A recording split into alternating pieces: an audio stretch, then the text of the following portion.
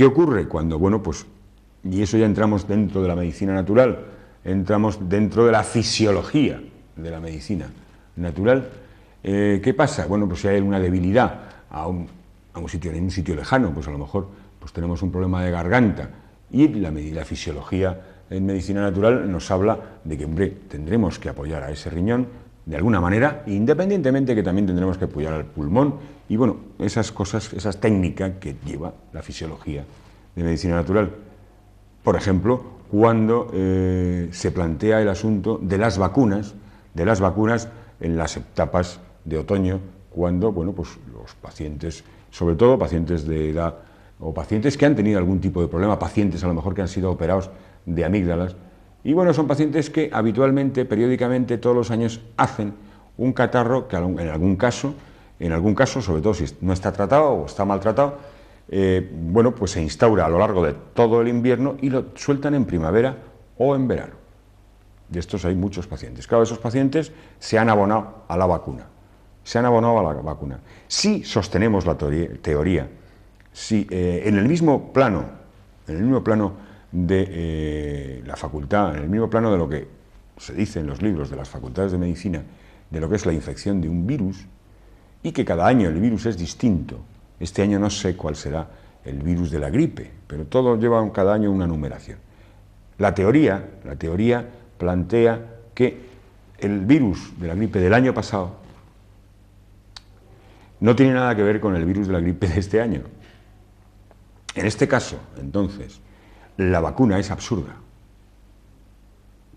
¿Por qué? Porque eso que a usted le van a colocar como vacuna, que son aquello que hablábamos de las vacunas de los virus atenuados, o virus muertos, o virus medio vivos y pocos, eran las tres formas que había. Claro, el hecho de que a usted le coloquen eso, bueno, en todo caso, si realmente puede funcionar, va a usted defenderle de los virus conocidos, de los virus supuestamente conocidos, cuidado, pero no del nuevo de este año, porque está mutando. Está mutando. Por otro lado, si a usted le colocan antibiótico directamente, no solo el antibiótico no hace nada con los virus, tristemente conocido es el caso del SIDA, en el que ya también se ha dicho aquí que todavía no se ha demostrado la existencia de ese virus. Alguna vez nosotros comentamos como cuando hay una patología que no se conoce, una enfermedad no filiada, se busca un virus. Entonces, y además es curioso ya que es un valor entendido, incluso a nivel de popular y a nivel de artistas, a nivel de todos. El otro día oía yo que no sé qué artista pues no podía hacer la gala que tenía que hacer en no sé dónde porque tenía un virus. Bien, la pregunta inmediata ¿cuál es? Pues ¿qué virus tenía? ¿Dónde estaba ese virus? ¿Qué pasaba? Pero un virus. Bueno, vale, de acuerdo. Está claro que si a esa señora le han colocado un bombardeo de antibióticos, a esa señora le han arrasado toda su flora bacteriana a nivel intestinal. Y si, como estamos viendo ya por definición, en el caso de que le hayamos colocado un antibiótico de los que bloquea la reproducción bacteriana y luego necesito contar con la fuerza de ese paciente para que sea su propio organismo el que elimine las bacterias madre, digamos, está claro que si hemos arrasado con toda su flora bacteriana, y lo que sí estamos todos de acuerdo, y creo que ustedes también, es que el tubo digestivo es de donde sacamos las alimentaciones, es de donde sacamos todos y cada uno de los componentes energéticos, materiales, minerales, vitaminas, todo, para que nuestro organismo, todos y cada uno de nuestros tejidos, estén en su orden óptimo, en su orden natural. Difícilmente, ese paciente, que además esa era una de las patologías que ocurría en la época del 36, en la época de la guerra civil en España. En la época de la guerra civil, unas grandes diarreas, unas debilidades increíbles y, cuidado, unas sobreinfecciones. Unas sobreinfecciones. Me explico. ¿Qué es una sobreinfección? Bueno, nosotros hemos colocado una sulfa una sulfamida a un paciente que tenía un problema bacteriano, una afección bacteriana, el que sea. Ya las etiquetaremos después todas una por una.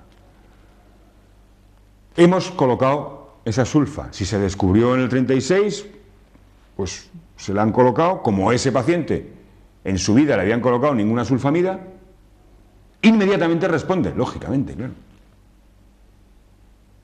Lógicamente. Y como estamos viendo a lo largo de la historia de la farmacología, bueno, y lo estamos viendo en nuestros días, cuando aparece una cosa nueva, reacciona inmediatamente el paciente. En el caso concreto de los antibióticos, en el caso concreto de la sulfamida, bueno, pues ese paciente no ha tenido nunca conocimiento, su organismo, ni las bacterias, en primer lugar las bacterias, cuidado, de la existencia de la sulfamida, inmediatamente, pumba, esas bacterias dejan de reproducirse. Dejan de reproducirse. Como en principio la sulfamida, por ejemplo, actualmente se utiliza mucho menos, la verdad es que se utiliza muy poco, hay muchos derivados que no tienen nada que ver ya, o poco que ver con la sulfamida inicial, con la que se empezó en el 36, pero bueno, tenía la ventaja que era barata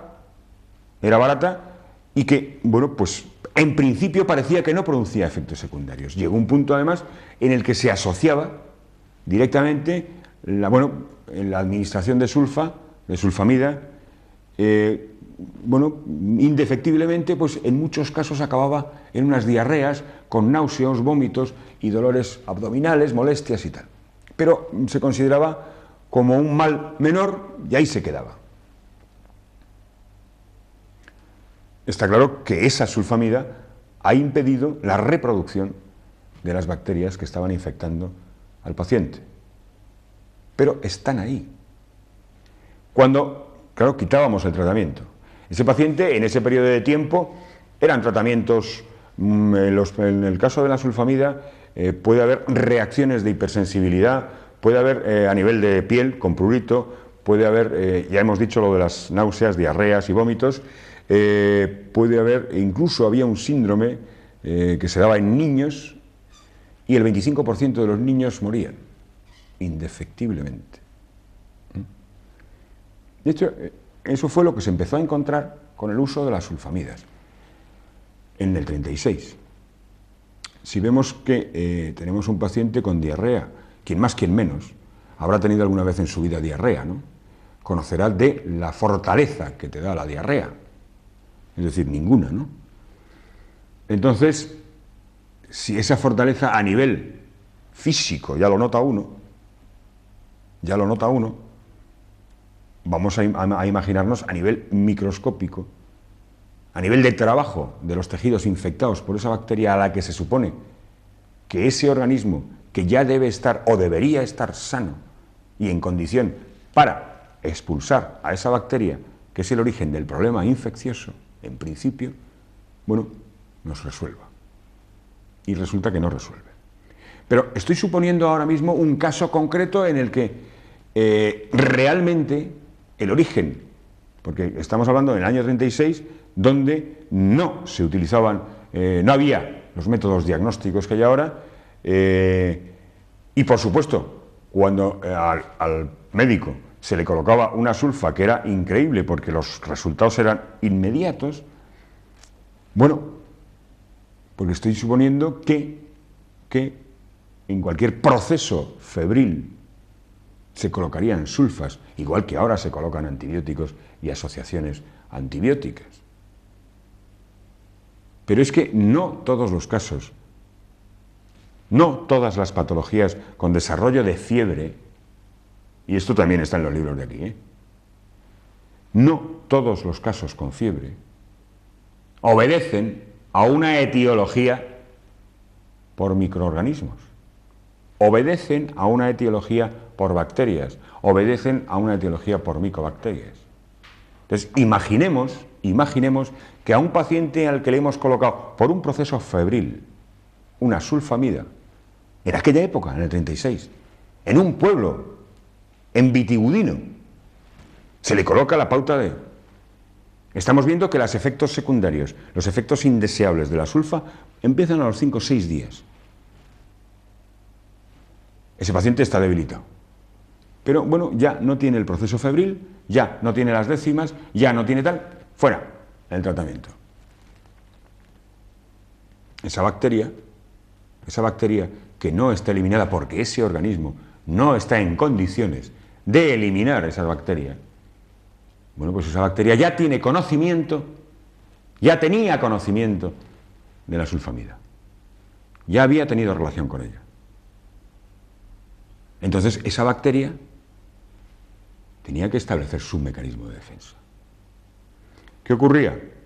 A la vuelta, insisto, estamos en el año 36, estamos en unas condiciones de vida, ya les digo, pues una guerra, con hambre, con condiciones higiénicas deplorables, con accidentes, claro, de bala, vamos a ver, todo esto que conlleva estas desgracias, y volvemos a colocar la misma dosis de sulfamida a ese paciente. Fíjense que estoy suponiendo que hemos dado en el clavo y que realmente la patología de ese paciente era una bacteria. Porque, bueno, era un herido de bala, porque era un pie de trinchera, porque alguna cosa de esas, y sí había una infección. Volvemos a colocar y a instaurar la misma pauta de sulfamida, y el paciente no responde. No responde. ¿Por qué no responde? Ya está empezando, o responde más tarde, o tengo que subir la dosis de la sulfamida. ¿Por qué? Bueno, la bacteria no es tonta. Desarrolla sus mecanismos. ¿Cómo los desarrolla? Hace una alteración cromosómica. Ahí está donde está el código genético de todo ser vivo. Hace una alteración a nivel de la membrana para que no, porque claro, la sulfa tiene que trabajar entrando a la célula. De hecho, hay una resistencia que se llama en farmacología natural, que es, bueno, bacterias que no tienen el receptor para aceptar a la sulfamida, que serían esas bacterias con las que la sulfa no puede trabajar y hay que colocar otro tipo de antibiótico, una canamicina, por ejemplo, o una vancomicina. Luego está la resistencia adquirida, y es esta de la que estamos hablando. Claro, automáticamente esa bacteria es que está cerrando las puertas de su membrana, para que la sulfamida, que es su peor enemigo, no le entre. Entonces ya a ese paciente empezamos por subirle ya la dosis. Pero claro, vamos a tener en cuenta que ese paciente venía ya deprimido por todo el proceso que tenía anterior y estaba debilitado. Ahora le estoy subiendo la dosis. Sigo machacando toda su flora intestinal. Sigo debilitándolo. Y sigo haciendo lo mismo, es decir, bloqueando, si llego a conseguir el punto de dosis, porque hombre, todavía la segunda vez, el punto de dosis para bloquear la reproducción de esa bacteria, bueno, pues sigo consiguiendo que no se reproduzca. No se reproduce. Pero claro, sigo deprimiendo a ese paciente. Sigo depleccionando a ese paciente de todo, puesto que su sistema digestivo está fatal. Estamos en cuenta que estamos en el 36. Las condiciones de alimentación tampoco eran óptimas. Es decir, esto es un poco la pescadilla que se está mordiendo la cola. Vamos cerrando un ciclo. Y ese paciente cada vez está más debilitado. ¿Vale? Ya hemos conseguido subir la dosis suficiente para bloquear la reproducción de las bacterias. Y como ya nos asustamos, en aquella época ya les digo que no era, si han visto películas de la Guerra Civil Española, las batas aquellas que había, todo, y cómo tenían los médicos, los hospitales, eran en salas, que estaba un paciente aquí, otro aquí, con lo que eso conllevaba de tráfico de microorganismos de unos a otros. Pero cuidado, que esa bacteria que está infectando a ese señor, a ese paciente que tengo en la cama número 1, ya tiene resistencias, porque en el plazo de un tiempo se le ha estado instaurando un tratamiento. Y esa bacteria es más lista que nadie. Y sabe, se ha protegido para la entrada de las sulfamidas, se ha protegido a nivel de cromosomas y se ha protegido a nivel enzimático. Y en la cama número 2, por cualquier circunstancia, esa bacteria puede infectar al paciente de la cama número 2 que no tiene ningún tipo de problema a lo mejor en principio, que el problema de ese paciente ha sido que le han pegado un tiro. O la tienen en una pierna, por ejemplo, que es una cosa. Y mira por dónde se me ha infectado de esa bacteria del paciente número 1. Pero esa paciente viene ya con la información, que esa bacteria tiene la información de todo el tratamiento, de todas las sulfamidas que le han colocado al paciente número 1. Y aunque el paciente número 2 no haya tenido nunca en su vida relación con una sulfamida, ya a ese paciente el tratamiento para matar a esa bacteria, para evitar que esa bacteria se reproduzca, pasa por encima de la dosis que se le está colocando al paciente número 1.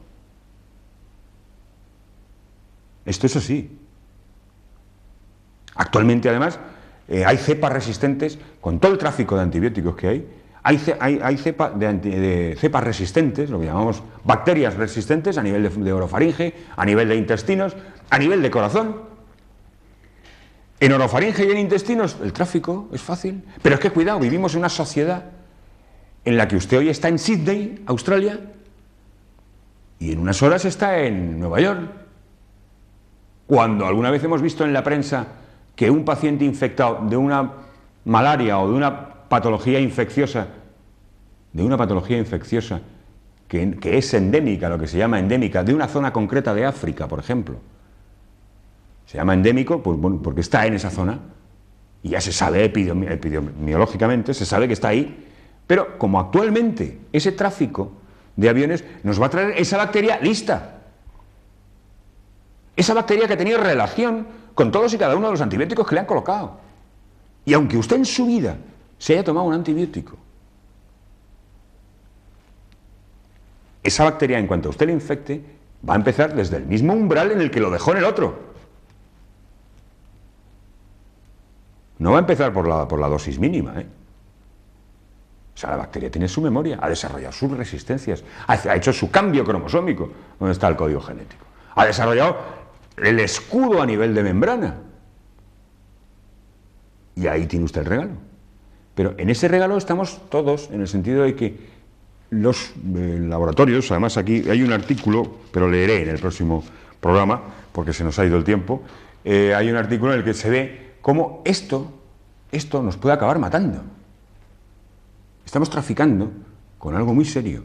Y entonces, tanto médicos como pacientes, se usa el antibiótico de una manera absurda. Fíjense cómo en veterinaria hay una restricción absoluta en el uso de antibióticos. Pero absoluta. ¿Qué pasa? ¿Que es más una vaca que usted? En fin, piénsenlo. Buenas tardes y hasta pronto.